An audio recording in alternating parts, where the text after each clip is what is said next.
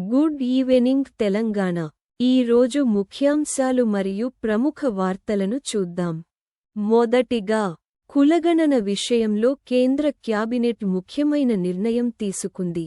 ఇది రానున్న జనాభా లెక్కల్లో భాగంగా కులగణన చేపట్టే సంచలనంగా మారింది.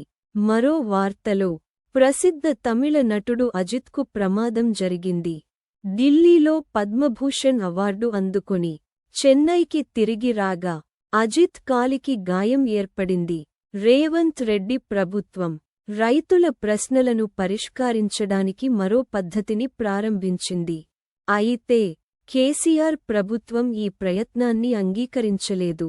మల్లు రవి మరియు బండ్ల కృష్ణ మోహన్ రెడ్డి మధ్య గొడవ చేరుకుంది.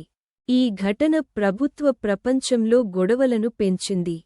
టీజీపీఎస్సీ గ్రూప్ -1 పరీక్షకు సంబంధించిన అప్పీల్ పిటిషన్పై హైకోర్టు విచారణ చేస్తోంది. ఈ వార్తలను మీకు తెలియజేస్తున్నాం. మరిన్ని వార్తలు కోసం మాకు తదుపరి సమాచార సెషన్ వరకు మాకు చూడండి. ధన్యవాదాలు.